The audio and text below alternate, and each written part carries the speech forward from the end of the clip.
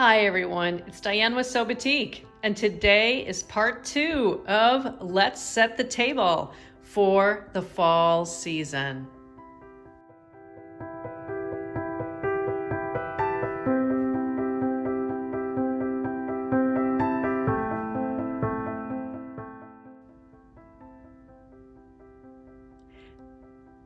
As you can see, I have finished setting my table, and I really love how it turned out. It's really hard to take a picture in my dining room without having some light coming through, or I don't know, it's different when you're not in a formal set studio, but I really wanted to share with you what I finished doing and how I added accents to our table.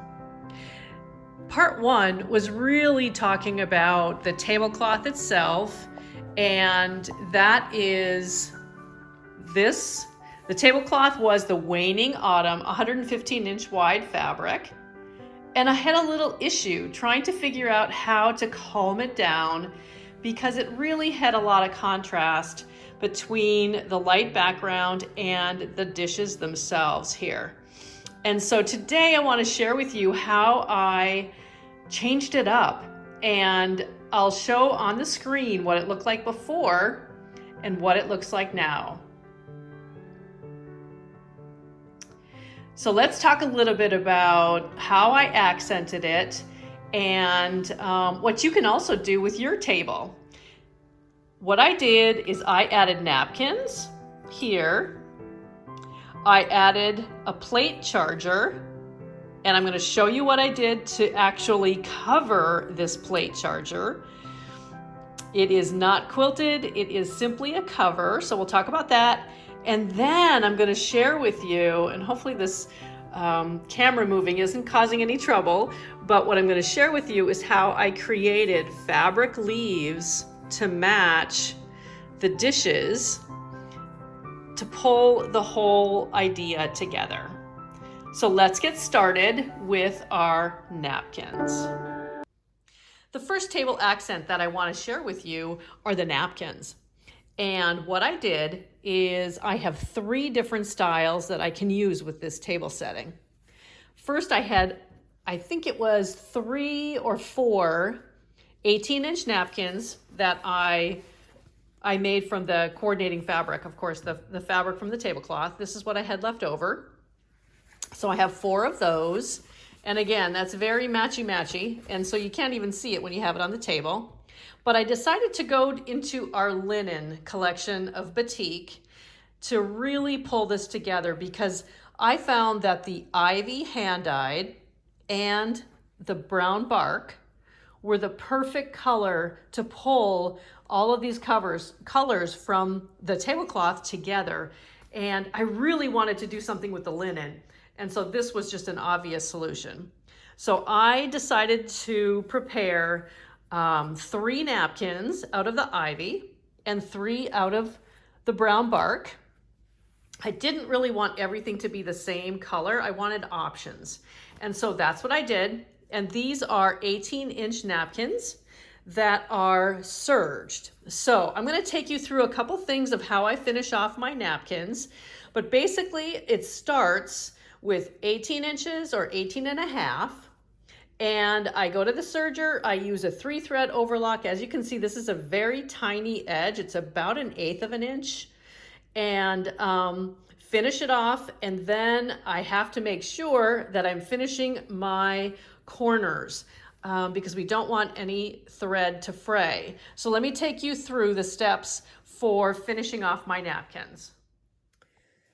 We are done serging every single one of the edges on all 6 of the napkins that I am creating out of our linen. But there's one little step left, and I didn't show you all of the serging or any of the serging because it just kind of becomes a little monotonous. But what I want to share with you is how to finish these corners. Remember, never to cut these off. We want to make sure that we take the thread back through our serging steps and then cut the thread and then use fray check to make sure that nothing frays out of it. We just don't want the threads to end right here and then have them unravel as we use our napkins and wash and dry them and use them, because we want to use them. So let's take a minute to go through, and I'm going to show you what I do.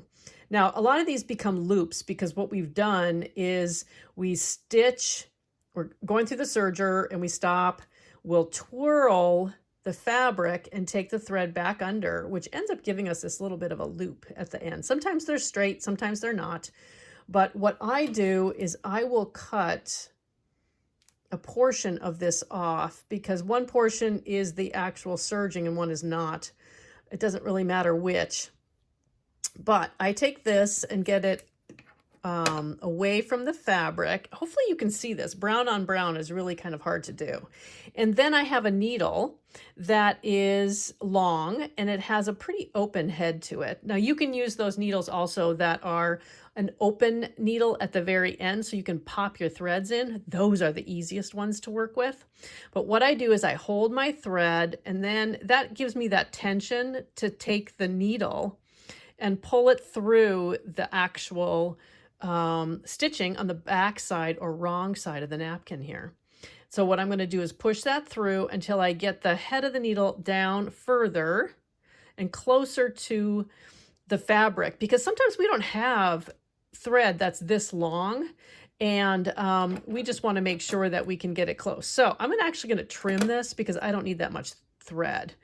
And then I'm going to pull this a little bit with my fingernails, get a couple of the threads and take those threads through this big needle head, okay?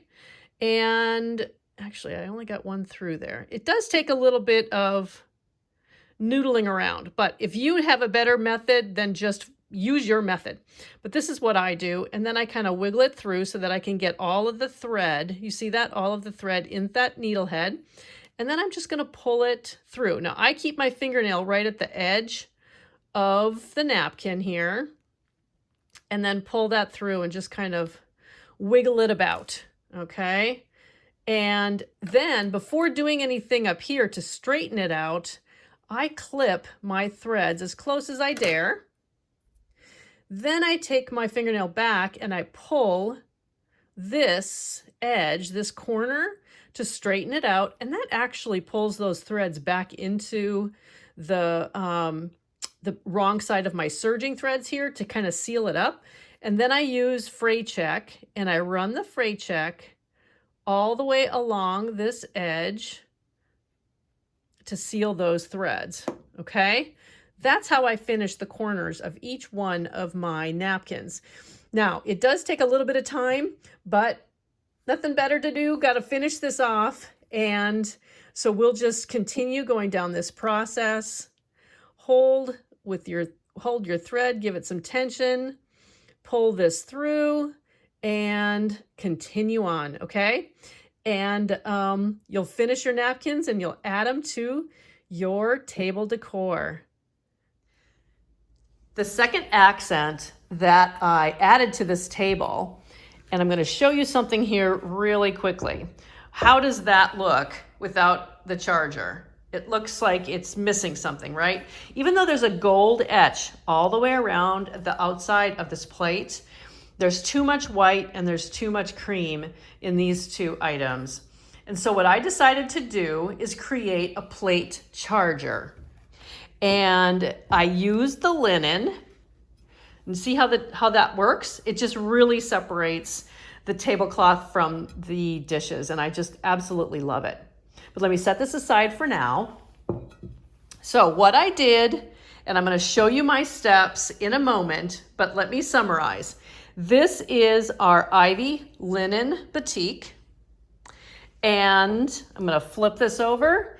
It is a fabric cover for a charger. This charger I use at holiday time. It's definitely not a Thanksgiving color for me right now, but there's one way to use your set of chargers, or to be honest with you, any dish, any plate that you have that might be larger than your dinner plate that you're using in this setting will work. And so this is simply a cover to our charger. So let me take you through the process of making your charger. Okay, now let's get situated. And you need only a couple of things. You need the fabric you're going to use.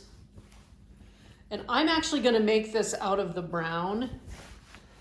I might make some green ones as well, so that everything doesn't have to matchy-match. But, so I have my fabric. I have my plate charger. You can use any plate. So let's say you have extra plates that are everyday plates or other plates that you're not going to use. You can use that plate as your plate charger. We're covering it up. So our goal is just to create an accent. So we're going to take this plate charger and I'm going to tip it upside down, and I'm going to take a, I love this tracing pencil because it is a wheel. There's a wheel at the end of this thing. And this is white lead inside of here. So we're just going to trace this plate on the brown fabric. I'm leaving about 1 inch all the way around because that's going to be my additional fabric needed to sew the elastic to curl around to the other side. So let's create our circle. I love these tracing pencils. Oh, I got a little out of control over there. There we go. Just simply run it right along the edge of whatever plate you're going to use. We're going to pick up the plate. I'm going to get rid of that. You can, I mean, seriously, just wipes away. Now, what we're going to do is we need that little extra lip when we add our elastic. So I'm going to just simply measure 1 inch away, put some markings, and that'll be my dot to dot, as I always say, to create my little extra all the way around. Okay, so just continue doing this all the way around, and then we're going to connect each one of these. So just simply, and if you have a different pencil that you'd like to use instead of this when you're connecting them, that's fine too. But just simply connect your dots.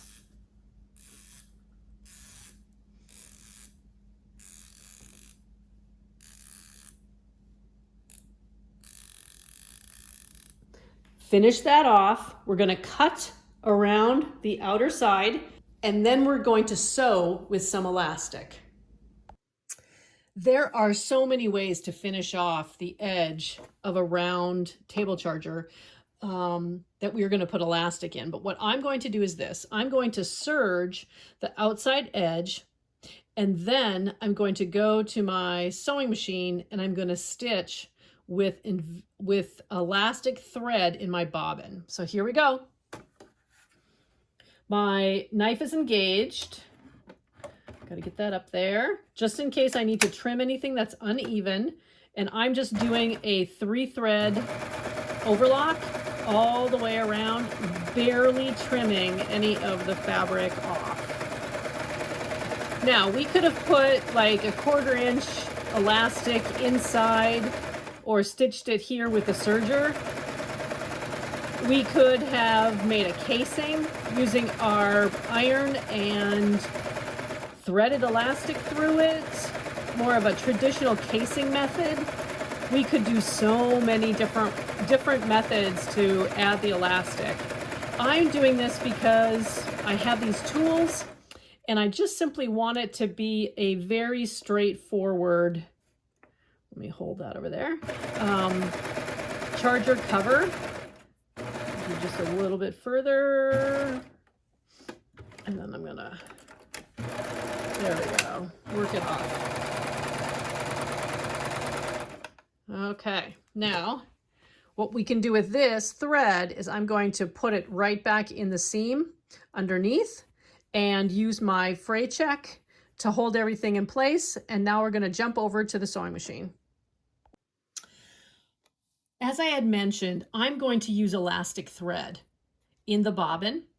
And if you've never used elastic thread before, it's definitely something you should have on hand. It is hand wound onto your bobbin. You don't pull it to wind it. You just simply hand wind it. And then you thread it through your tension guides for the bobbin, just like you would thread. And pull it through to the top.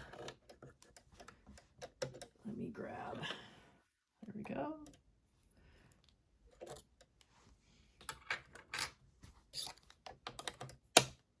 And I'm going to stitch so that, I don't think it matters because this is just going to get wrapped around to the back of our charger or our plate. But I'm going to stitch right along the edge of the serging here on the right side so that the elastic is on the wrong side of my fabric. You don't even really need to stretch your fabric or anything when doing this. It's just simply a simple stitch all the way around the edge, and then I'll show you what we're going to do once we are done.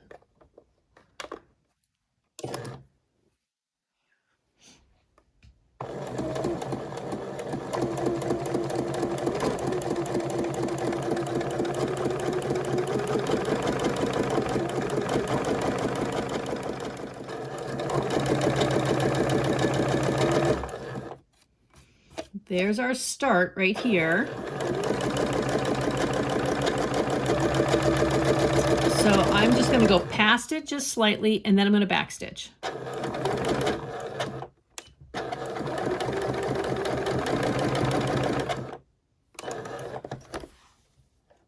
Okay. Now I'm going to release this tension a little.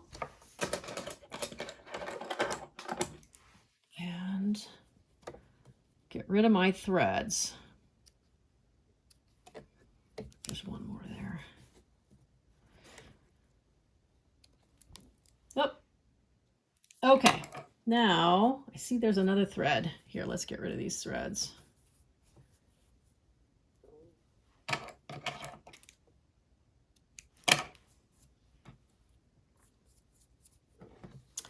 Now, do you see how this has stretched just a little bit? And that's really all that it needs to be, because I don't want to overstretch the linen. But there's one little trick that I think you're going to really enjoy. If you take, here is our plate charger cover, and it is sitting wrong side up. And this is how much it gathers when we just do the sewing machine and have the elastic in the bobbin. That's it. And so what we're going to do now is take our iron with the steam,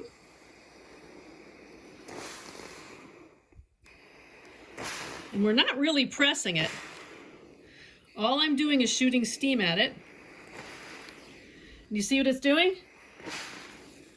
Whoop, a little too much water. It is gathering up naturally. I'm not even touching the fabric, okay? That's what it does. It gathers this elastic up, and so now, and you see what I did to the linen? It's wrinkling up the linen because that is that's what steam does to linen. So let's take our our charger plate now, okay? And we're going to put it inside. Just lay it right on top of this fabric and work its way around and put the, let's call it a shower cap. We'll put the shower cap on.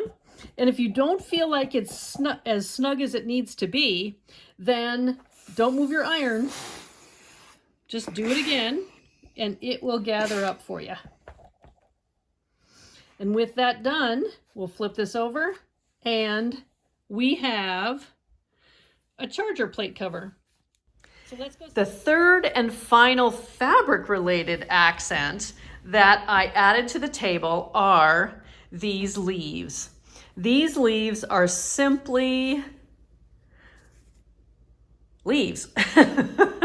No, what I did is I took this accent that is etched in the china, and I took a photograph of it, and I decided to cut that out in paper. It became my template. I found 2 fabrics in our Nuance Gradation collection. This is the Adobe colorway, and this is Cinnamon. They change color. Nuance Gradation is a fabric collection we have that, let me describe it as an ombre. And so it changes color from light to dark, and really allowed me to do the color change that's shown in these leaves. So this is probably a good example where it goes from a gold into a darker burnt brown. That is what the fabrics do. And I decided to use this collection. These are my templates. Believe it or not, it's just a paper template. You can do this with any shape that you might have in your china or another design that you just want to add to your table. But this made perfect sense to me. And so I just created these templates, and I fused 2 pieces of fabric together using Wonder Under or any fusible that you enjoy, as long as it is a 2-sided fusible, just to give it some stiffness. And then on my sewing machine, I simply used this one was done with a walking foot. So it took not a walking foot, my traditional sewing foot. And it just took a little bit of time because you're constantly pushing it back and forth. And then this one, I got a little bit better and was able to use my darning foot or your quilting foot to simply go back and forth to create these veins on the fabric. And then I stitched all the way around the outside and cut it out. So this became my leaves. And so I've used these leaves throughout my table setting to show what you can do with your accents. I just didn't want to go outside and grab a whole bunch of leaves or use any kind of artificial leaves. I just wanted to make it out of fabric. So that's what I did, and that is my 3rd option for accessorizing your table for the fall. So what do you think? It is really fun to put together a table setting that kind of says, welcome to my home. And I really enjoyed doing this. I love making things that accent the basics of a tablecloth. And it just really makes the room sing, and I really love it. So hopefully you do as well. And take some of these tips. Make yourself a charger, make some napkins, sew up some accents, whether they be leaves or flowers or anything that add to your style of table. And give us some comments below. What do you do to decorate your table, whether it be for the fall season or Christmas or Easter, or whether it's just every day? It's really great to share some ideas with everybody. And in the description below, I will have a link to the applique. I've been getting a lot of questions about if there's a template for the applique. I don't have anything other than a hand-drawn template. It is not something that I can mass produce with fused pre-cuts as of right now, but I will give you the diagram so that you can at least download that and have that for yourself. So until next time, keep sewing, smiling, and sharing all of your ideas with all of us.